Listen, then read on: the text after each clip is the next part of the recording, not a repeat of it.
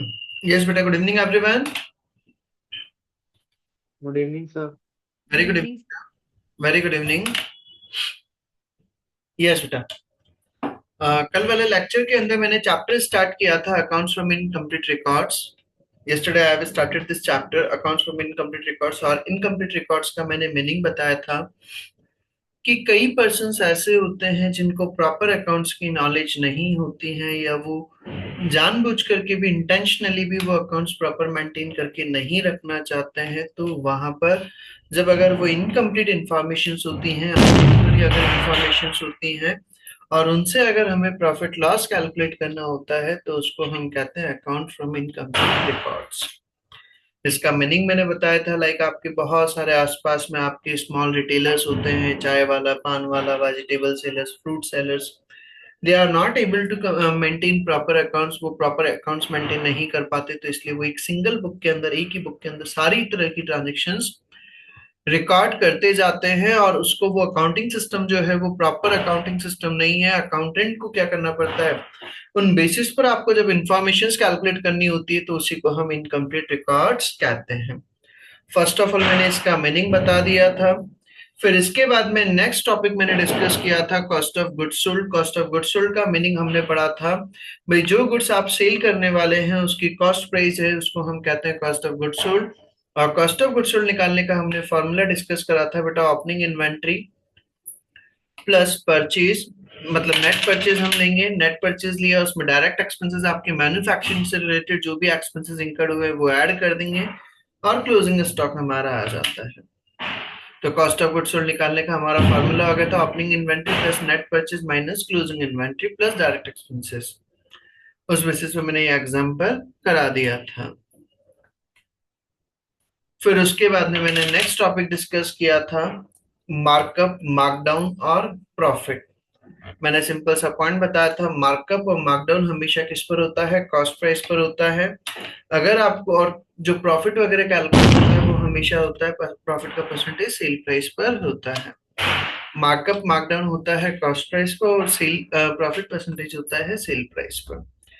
अगर आपको क्वेश्चन के अंदर अगर मार्कअप का परसेंटेज दे रखा और कॉस्ट प्राइस अगर गिवन है तब तो हम डायरेक्टली कैलकुलेशंस कर देते हैं, तब तो हमें कोई स्पेशल अलग से कोई ट्रीटमेंट करने की रिक्वायरमेंट नहीं होती है। बट अगर दोनों अलग अलग डायरेक्शंस के अगर दिए होते हैं तो वहां पर फिर हमें कैलकुलेशंस करनी होती है। वो मैंने कल 4 केसेस बताए थे। फर्स्ट, अगर कॉस्ट प्राइस दे रखे हो, मार्कअप दे रखा है, प्रॉफिट आपसे पूछा जाता है, तो हम डायरेक्टली दोनों एक ही सेम डायरेक्शंस की फिगर्स दे दी है, सेम डायरेक्शंस की थिंग्स दे दी हैं।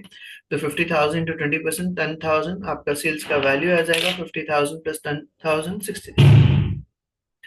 सेकंड पॉइंट हमने पढ़ा था सेल्स वैल्यू अगर आपको गिवन है, प्रॉफिट का परसेंटेज आपको दे रखा है 20%, आपसे पूछा जाता है प्रॉफिट, तो आपको सेल्स की वैल्यू दे रखी है और प्रॉफिट का परसेंटेज, दोनों अगेन वापस सेम डायरेक्शंस के हो गए, तो हमारा प्रॉफिट का वैल्यू निकल जाएगा 1,00,000 इंटू 20%, 20,000।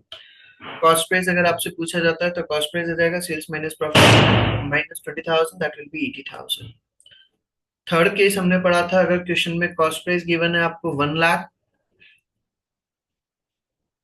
ओके बेटा, कॉस्ट प्राइस आपको गिवन है 1,00,000, प्रॉफिट आपका 25% है, आपसे पूछा जाता है और सेल्स प्राइस अगर आपसे पूछा जाता है, आपको प्रॉफिट का परसेंटेज अगर गिवन है किस पर, सेल प्राइस पर। हम जनरली हमने पढ़ा है प्रॉफिट का परसेंटेज हम किस पर निकालते हैं, सेल प्राइस पर। बट यहाँ पर वैल्यू आपको गिवन है किसका, कॉस्ट प्राइस का, तो हमें रेट को क्या करना पड़ेगा, कन्वर्जन करना होगा। So percentage of profit on sales will be convert from sale price to cost price. और रेट को कन्वर्ट जब हमें करना होता है सेल प्राइस से कॉस्ट प्राइस पे, तो उसका मैंने फॉर्मूला बताया, rate upon 100 minus rate into 100। तो 25 upon 100 minus 25, that means 75. तो 25 upon 75 into 100, that will be 33.33% on cost price.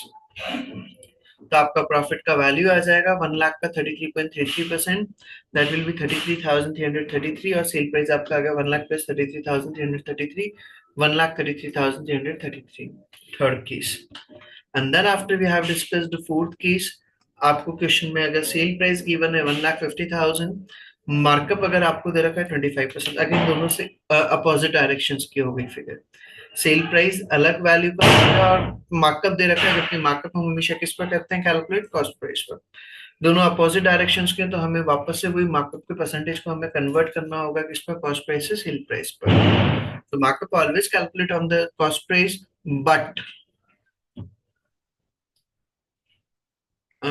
Kashika Jain, sir crackers noise are coming from your back side. Yes बेटा, आज दिवाली है तो बेटा ऑब्वियसली आएगा थोड़ा बहुत, अब उसको तो कंट्रोल भी नहीं कर सकता, थोड़ा बहुत आएगा, उसका कोई ऑप्शन नहीं है बेटा। मैं ऑलरेडी रूम में हूँ, गेट लगा हुआ है, वो थोड़ा बहुत तो आएगा बेटा। आज का वो क्रैकर्स का है तो इसलिए। जो पॉइंट अगर आपको नहीं समझ में आया, अगर प्रॉपर लिसनिंग अगर नहीं हो पाया, तो आप मुझे बोल दीजिएगा, मैं वापस से रिपीट कर दूंगा। आज का थोड़ा सा नॉइज इश्यू आ सकता है एक्चुअली, क्योंकि आसपास में पूरा चल रहा है बेटा। Okay sir. अगर कोई पॉइंट नहीं समझ में आया तो आप वापस से बोल देना, मैं रिपीट कर दूंगा। यस, तो markup always on cost price. Markup हम हमेशा किस पे करते हैं, कॉस्ट प्राइस पे करते हैं। बट के अंदर आपको यहाँ पर कॉस्ट प्राइस नहीं गिवन है, यहाँ पर आपको मार्कअप का परसेंटेज दे रखा है, बट आपको वैल्यू दे रखी है सेल प्राइस का, तो हमें मार्कअप के परसेंटेज को कन्वर्ट करना होगा from cost price to sale price. तो कॉस्ट प्राइस से सेल प्राइस पे जब हमें कन्वर्ट करना होता है, तो उसका फॉर्मूला होता है rate upon 100 plus rate into 100। Rate upon 100 plus rate into 100, तो 25 upon 125 into 100, that will B 20% on sale price. तो आपका परसेंटेज आएगा कितना, 20% ऑन सेल प्राइस। अब डायरेक्टली निकल जाएगा कॉस्ट प्राइस अगर आपको निकालना है, तो 1,50,000 माइनस 20% आपका प्रॉफिट था, माइनस कर दिया, कॉस्ट प्राइस आ गया 1,20,000। Is it clear to everyone? Yes sir. ये टू टॉपिक्स में कल वाले लेक्चर में ऑलरेडी डिस्कस कर चुका था, और वापस से मैंने रिवाइज भी करा दिया है, सबको समझ में आ गया होगा अब तो होपफुली। इसमें कहीं पर भी किसी को कोई डाउट नहीं होना चाहिए ये दोनों टॉपिक्स में हमारा। Is it clear to everyone? Yes sir. इसी के बाद में फिर हम आगे चलते हैं, अब हम नेक्स्ट टॉपिक की तरफ मूव करते हैं। तो हमारा दो टॉपिक्स हो गए, कॉस्ट ऑफ गुड्स सोल्ड, और हमने मार्कअप, मार्कडाउन और प्रॉफिट परसेंटेज वगैरह वो सब कुछ कैलकुलेट कर दिया। अब इसी के बाद में हम आगे आते हैं नेक्स्ट टॉपिक पर। नेक्स्ट टॉपिक हम लेते हैं, आपको क्वेश्चन के अंदर क्या करते हैं, कई बार वो डेटर से रिलेटेड इंफॉर्मेशन दी जाती है। आपको डेटर अकाउंट बोल दें हम,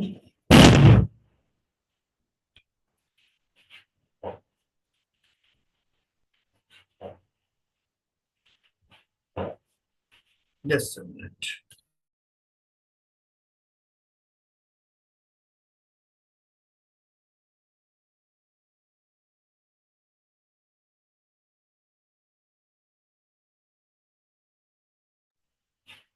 डेटर अकाउंट बोल दें हम इसको, या ट्रेड रिसीवेबल अकाउंट बोल दें,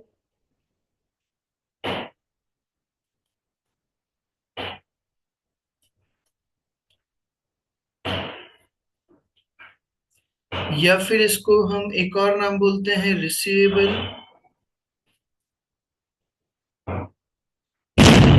लेजर कंट्रोल अकाउंट। तीनों का मीनिंग एक ही है, नेम अलग अलग है। सर आपको क्वेश्चन में कई बार क्या करते हैं, वो डेटा से रिलेटेड इंफॉर्मेशन प्रोवाइड कर देंगे, आपको क्या करना होगा, वहां पर अकाउंट बना करके उनकी मिसिंग फिगर को फाइंड आउट करना होता है। सर कैसे, वो मैं बता रहा हूँ। हम सबसे पहला पॉइंट बात करें क्रेडिटर्स का, आपको ओपनिंग बैलेंस अगर गिवन है, तो वो ओपनिंग बैलेंस हम हमेशा किधर रिकॉर्ड करेंगे, डेबिट साइड में रिकॉर्ड करेंगे क्या डेटर्स का opening balance, because it is an asset. So opening balance हमेशा डेटर्स का किधर आएगा, डेबिट साइड में। Balance BD, opening balance.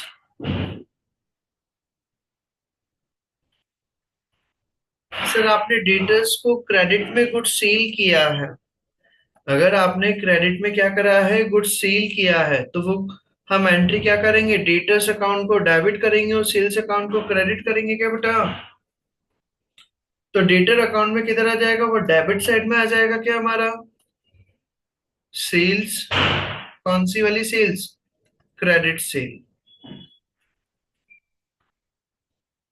2 points आ गए। सर अगर केस सेल हुआ तो उसको भी रिकॉर्ड करेंगे क्या, केस सेल्स की बेटा इसके अंदर नहीं रिकॉर्ड होगा। Cash sales will not be record in debtors account.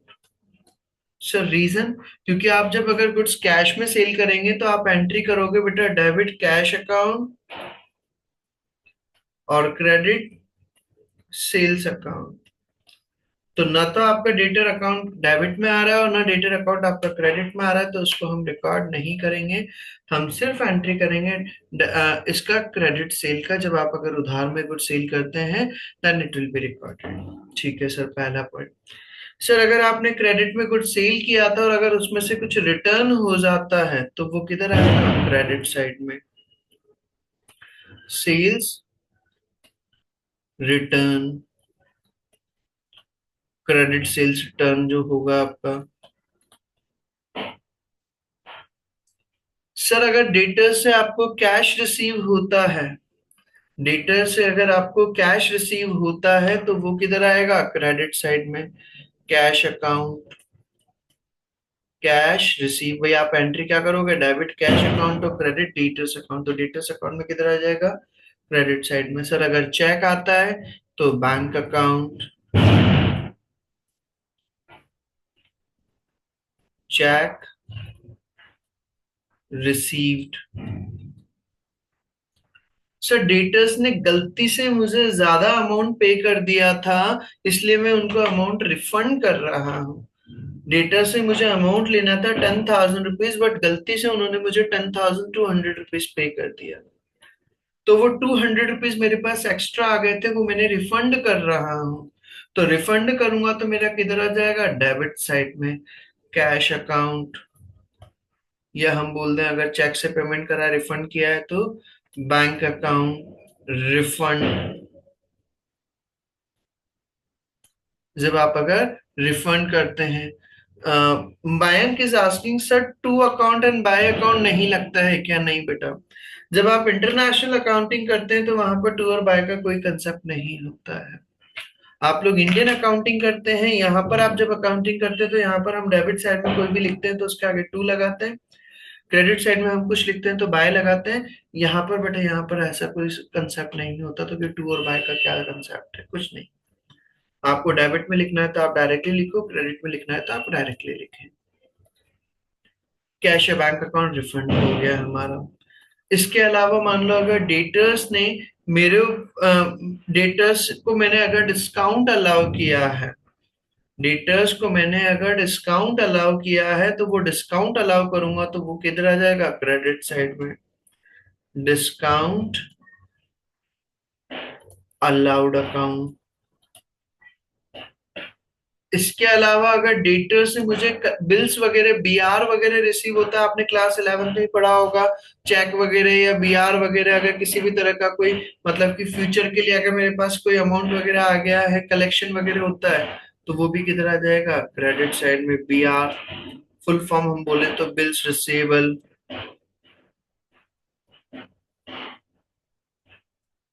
वो भी पॉइंट हो जाएगा। फिर इसके बाद में हम बात करें, अगर डेटर्स मान लो मेरा मिस्टर एक्स थे, मिस्टर एक्स को मैंने क्या करा था बेटा? गुड सोल्ड करा था ₹50,000 का। मिस्टर एक्स को मैंने गुड सोल्ड किया टू मिस्टर एक्स कितने का? 50,000 का। तो ऑब्वियसली मुझे 50,000 उनसे क्या करना है? लेना है। So amount to be taken from mister X 50,000, मुझे मिस्टर एक्स से अमाउंट लेना था। और मैंने क्या करा? मिस्टर एक्स से मान लो मैं क्या करता हूँ, एक चीज का बिजनेस करता हूँ, वो दूसरी चीज का बिजनेस करते हैं, उनसे मैंने कुछ गुड्स परचेज भी किया, उनसे मैंने क्या करा? गुड्स परचेज भी किया। तो मिस्टर एक्स जो है, इनको मान लो मैंने फ्लावर सेल करे और इनसे मैंने क्या करी थी? चॉकलेट्स भी परचेज करी थी। चॉकलेट मैंने क्या करी? परचेज करी। तो अगर मैंने परचेज करा, गुड्स परचेज्ड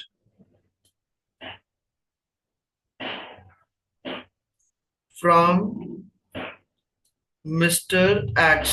आपने गुड्स परचेज करा मिस्टर एक्स से, कितने का बेटा? 10,000 का। तो अब क्या करोगे आप? ये जो 10,000 रुपीज का अमाउंट है, 50,000 आपको उनसे लेने और 10,000 उनको देने। तो क्या आप पहले पूरे 50,000 लोगे फिर 10,000 दोगे, कि डायरेक्टली आप 10,000 कॉमन सेट ऑफ करवा करके बाकी का 40,000 ले लोगे? यही करते नहीं करते हम? Yes, sir. तो जब आपको अगर एडजस्टमेंट करना है, so this common 10,000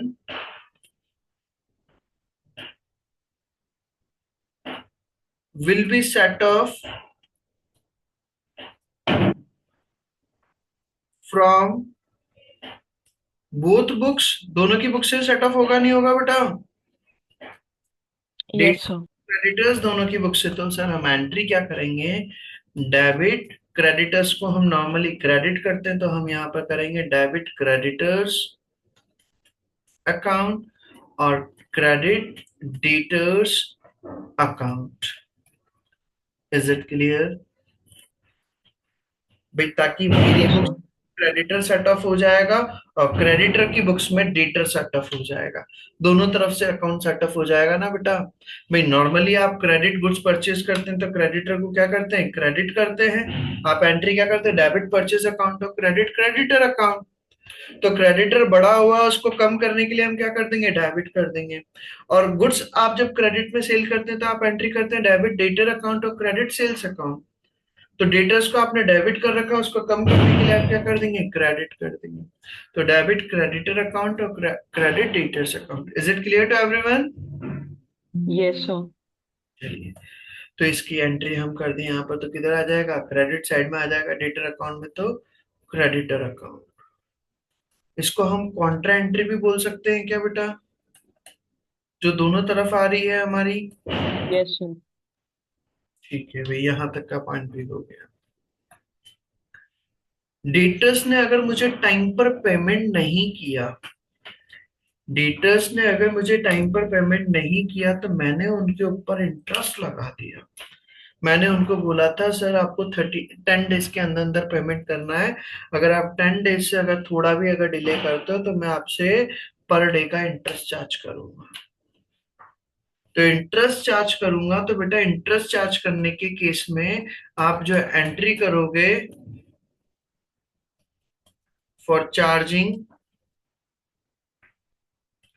interest on balance of debtors, उन्होंने डेटर्स ने टाइम पर पेमेंट नहीं किया तो उस पर इंटरेस्ट चार्ज कर रहा हूं। तो एंट्री क्या करूंगा मैं? डेटर्स को बढ़ाऊंगा कि मुझे 1 लाख तो आपसे लेने थे और ये 1,000 रुपीज आपका इंटरेस्ट और हो गया, आपने टाइम पर पेमेंट नहीं करा था। तो क्या करूंगा मैं? डेटर्स को बढ़ाने के लिए डेबिट करूंगा क्या बेटा? Yes, sir. Debit debtor account. और क्रेडिट इंटरेस्ट मेरे लिए क्या है? इनकम है क्या मेरे लिए? Yes, sir. Yes, sir. Credit interest account. Is it clear for Yes, charge? sir. तो हमारा डेटर अकाउंट में किधर आ जाएगा? ये डेबिट साइड में आ जाएगा।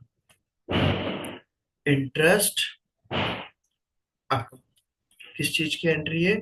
Interest charged on debtors. यहां तक का पॉइंट हो गया।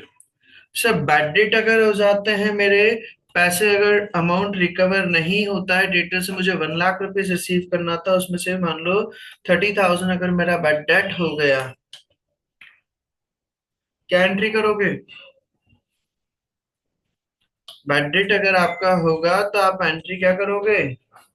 Particular bad debts account debit to debtors. हाँ बिल्कुल बेटा, बैड डेट अकाउंट को डेबिट करेंगे और डेटर्स अकाउंट को क्रेडिट करेंगे। देयर इज बैड डेट, तो डेबिट बैड डेट बोल दे हम उसको, ये इरिकवरेबल डेट बोल दे, बात ठीक है। तो डेबिट बैड डेट और क्रेडिट डेटर्स अकाउंट। तो डेटर अकाउंट में आपका बेसिकली किधर आ जाएगा? क्रेडिट साइड में। Bad debt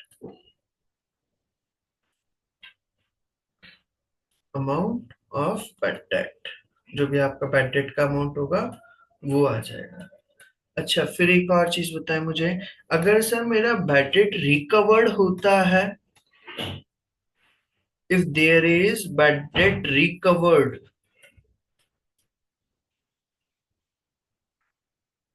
if there is bad debt recovered, तो बैड डेट रिकवर्ड अगर होगा तो उस केस में आप क्या एंट्री करेंगे बेटा? कैश या bank account debit to bad debt recovers account. Cash account debit होगा और बैड डेट रिकवर्ड क्रेडिट होगा, तो डेबिट कैश अकाउंट और credit bad debt recovered account. तो मुझे बताओ, इसको क्या डेटर अकाउंट में रिकॉर्ड करूंगा क्या बेटा मैं? इसमें कहीं पर भी डेटर No, का sir. डेबिट में और क्रेडिट में नहीं आ रहा है, सो नॉट रिकॉर्डेड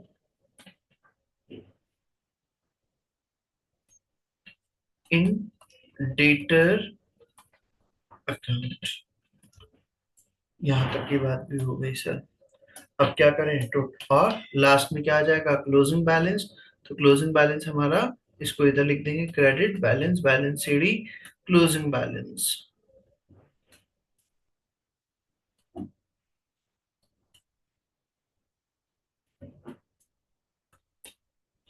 ये पॉइंट समझ में आ गया है क्या बेटा, डेटर अकाउंट? सर अब इसमें पॉइंट क्वेश्चन कैसे पुटअप होता है, आपसे एक्चुअली क्या करेंगे, वो कोई भी फिगर्स दे देंगे।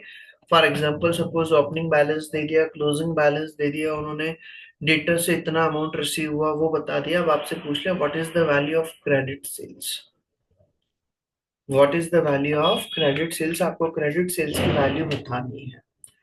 तो उसके लिए हमने क्या करा, हमें ओपनिंग बैलेंस दे रखा था, क्लोजिंग बैलेंस दे रखा था, कैश अकाउंट का बैलेंस दे रखा था, तो डिफरेंस अमाउंट से हमारी क्रेडिट सेल निकल जाएगा क्या? उससे हमारा क्या आ जाएगा, क्रेडिट सेल्स का फिगर आ जाएगा, या आपको और सारे फिगर्स दे दिया, क्लोजिंग बैलेंस नहीं बताया डेटर्स का, भाई क्लोजिंग बैलेंस कितना है, तो वो चीज कोई भी एक फिगर को मिसिंग कर देंगे, वो मिसिंग फिगर को आपको फाइंड आउट करना होगा। जनरली जो मेन फिगर्स होती है वो कौन कौन सी होती है, ओपनिंग बैलेंस, जनरली जो फोकस करने वाले पॉइंट्स होते हैं, ओपनिंग बैलेंस, क्रेडिट सेल्स, आपका कैश कितना रिसीव हुआ, कैश या चेक कितना रिसीव हुआ, क्लोजिंग बैलेंस, इन पॉइंट से रिलेटेड पॉइंट पूछा जाता है। बट वो और सारे पॉइंट्स में हमें रीड आउट करने होते हैं। यहां तक का पॉइंट क्लियर? Yes, sir. किसी को भी कोई डाउट है बेटा इसमें, ट्रेड रिसीवेबल्स या receivable as a control account बोल दें या डेटर्स अकाउंट हम इसको बोल दें? नहीं है सर। चलिए, तो यहां तक की बात हमारी हो गई है, डेटर अकाउंट हमारा बना लिया हमने। तो इसी से रिलेटेड देखें, एक क्वेश्चन दे रखा है हमें, इस क्वेश्चन को हम देखते हैं इसमें क्या बोला है।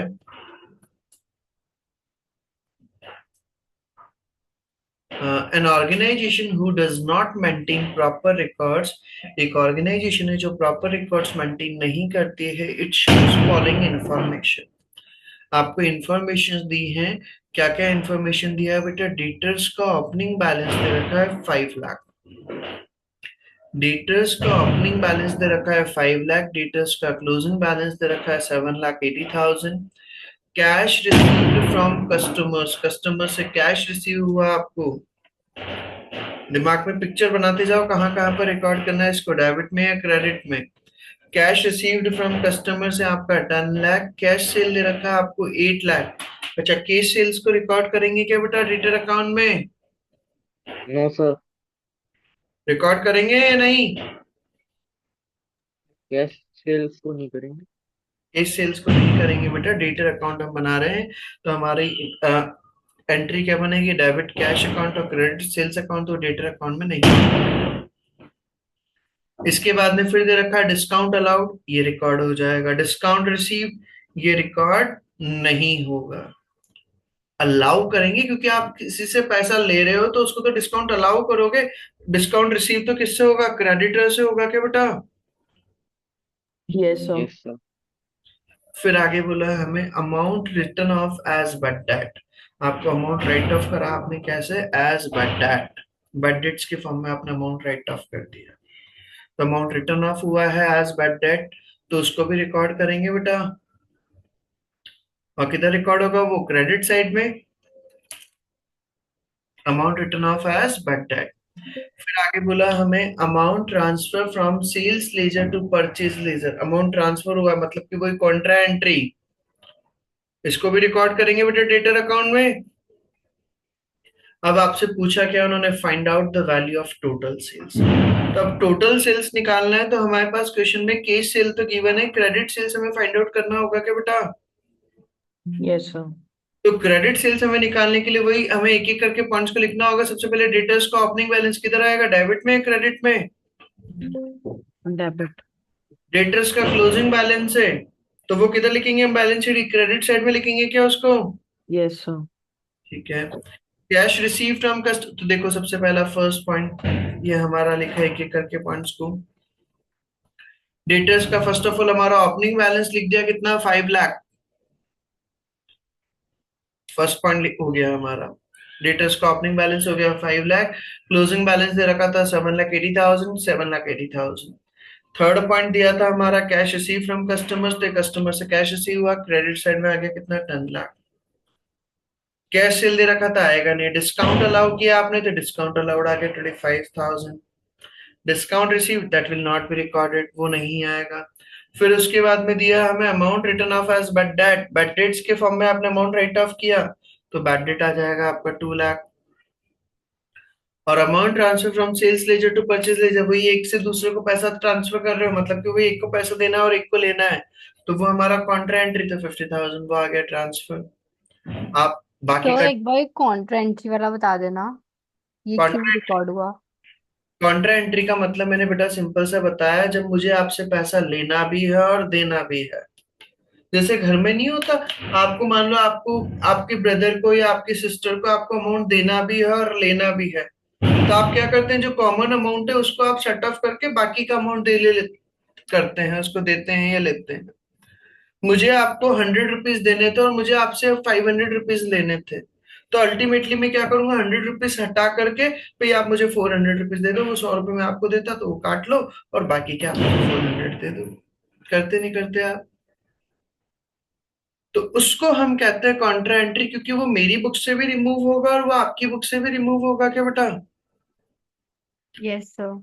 क्योंकि आपने आपकी बुक्स में लिखा होगा मेरा नाम भाई अर्पित सर को लेने हैं कितने रुपए, 100 रुपीज, और मैंने मेरी बुक्स में लिखा हुआ है तो कि मुझे आपसे लेने कितने, 500 रुपीज, और 100 रुपीज मुझे देने हैं आपको।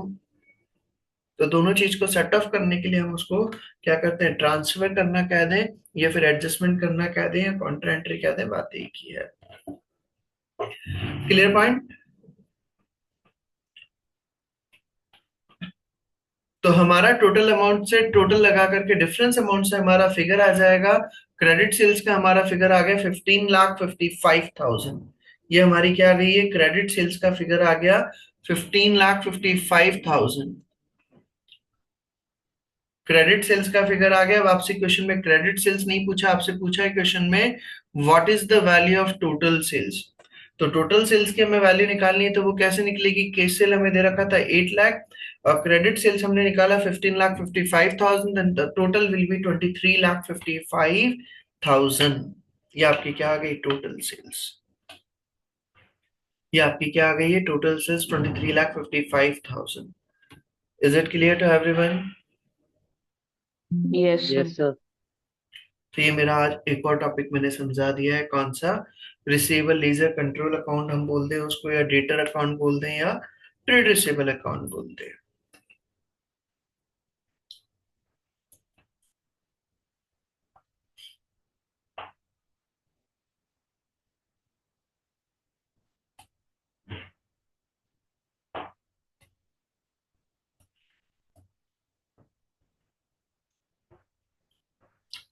जो हमने डेटर अकाउंट बनाना देखा है, सेम उसी तरह से हमारा क्या बनता है, क्रेडिटर अकाउंट बनता है।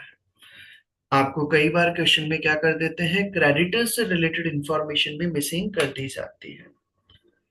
हमने जो डेटर अकाउंट का पॉइंट पढ़ा वैसे के वैसे ही हमारा सेम क्या बनता है बेटा, क्रेडिटर अकाउंट।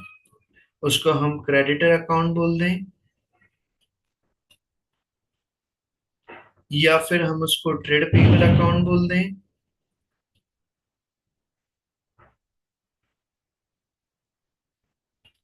या फिर हम उसको पेबल लेजर कंट्रोल अकाउंट, तीनों का मीनिंग सेम है, हम उसको किसी भी नेम से बोल सकते हैं।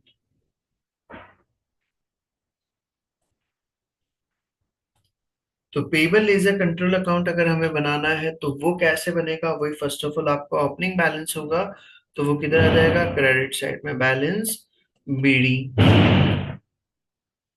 Opening balance. सर आपने अगर क्रेडिट में कुछ परचेज करा है तो परचेज करेंगे तो आप किधर लिखेंगे, क्रेडिट साइड में, परचेज अकाउंट। और सर कौन सा purchase, credit purchase.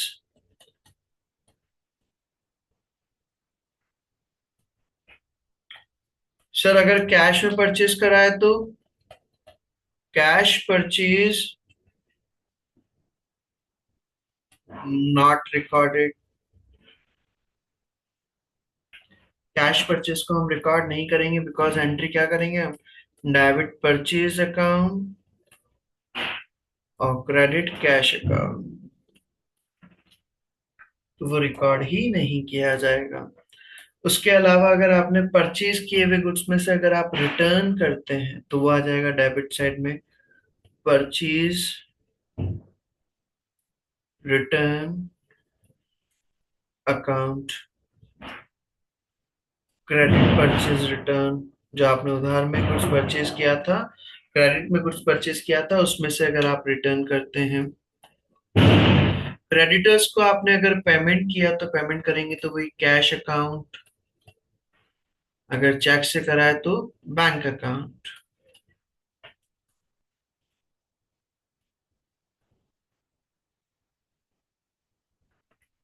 Payment made, जब आप पेमेंट करेंगे तो कैश या बैंक अकाउंट। अगर गलती से आपने ज्यादा पेमेंट कर दिया तो वो अगर अमाउंट रिफंड करते हैं तो वो किधर आ जाएगा, डेबिट साइड में, कैश या बैंक अकाउंट।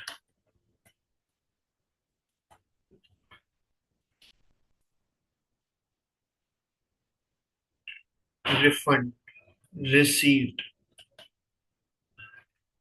इसके अलावा फिर हम आगे बात करें, क्रेडिटर्स से अगर मुझे डिस्काउंट रिसीव होता है, क्रेडिटर्स से अगर मुझे डिस्काउंट रिसीव होगा तो वो किधर आ जाएगा, डेबिट साइड में, डिस्काउंट रिसीव्ड अकाउंट।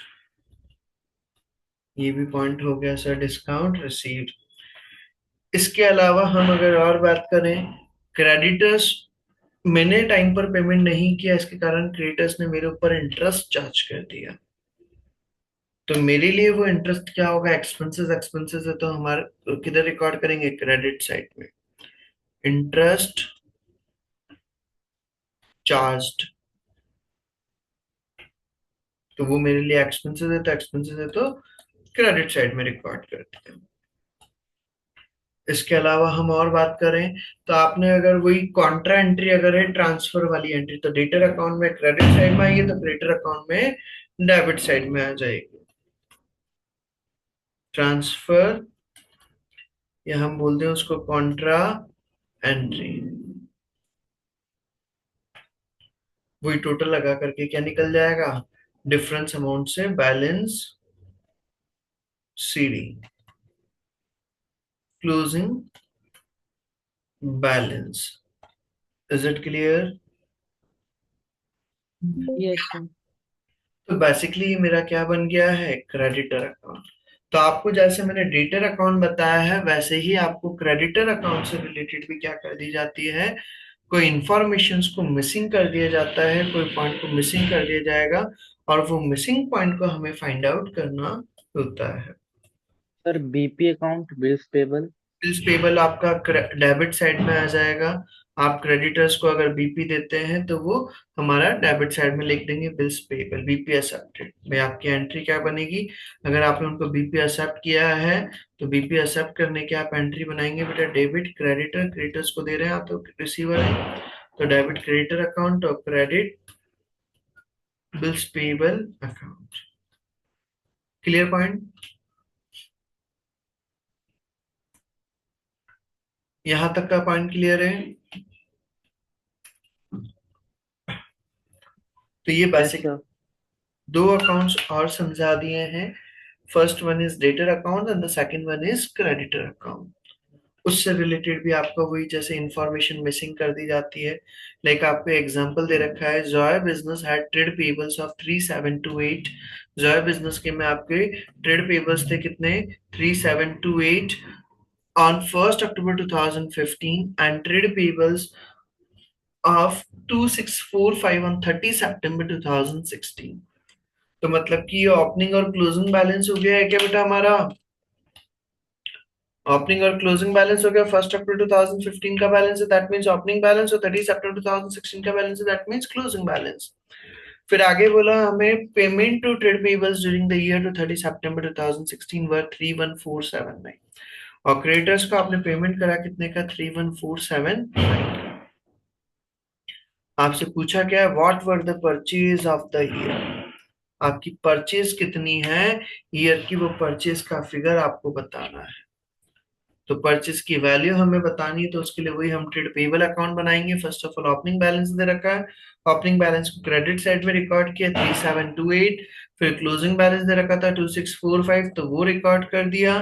फिर हमने क्रेडिटर्स को पेमेंट करा था 31479, वो रिकॉर्ड कर दिया. और डिफरेंस अमाउंट से हमारा परचेज आ जाएगा बैलेंसिंग फिगर से कितना? 30396. ये मेरी क्या आ गई? Credit purchase. अगर क्वेश्चन में कैश परचेज भी अगर दिया होता तो हम टोटल लगा करके क्या निकाल देते? टोटल परचेज आ जाता. Cash purchase plus credit purchase. Clear point यहां तक?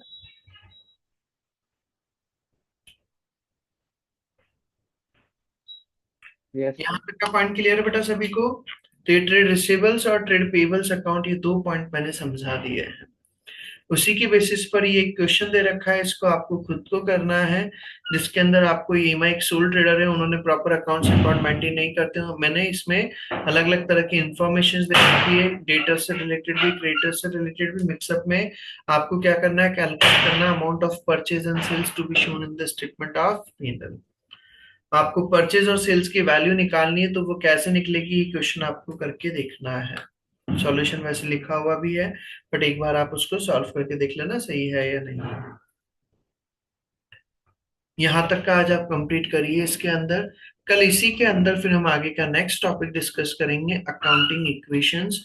इक्वेशन वगैरह वो कैसे सॉर्ट होती है, वो कैसे सॉल्व होती है, इक्वेशन का कंसेप्ट, वो मैं कल वाले लेक्चर में बताऊंगा. और फिर ये चीज इक्वेशन का समझा करके फिर हम सीधा वर्कबुक पर आकर के एक बार आप चैप्टर को रीडिंग लगाना स्टार्ट करेंगे वहां पर, ताकि जो भी चीजें दे रखी है वो वन बाय वन हम उसको रीड आउट करना स्टार्ट करेंगे, बुक के क्वेश्चंस कवर करेंगे. ठीक है बेटा? Yes, sir. तो यहाँ तक का आज आप कंप्लीट करें, बाकी का हम सेम टाइम पर कल करते हैं इसी टाइम पर. ओके बेटा, थैंक यू एवरीवन.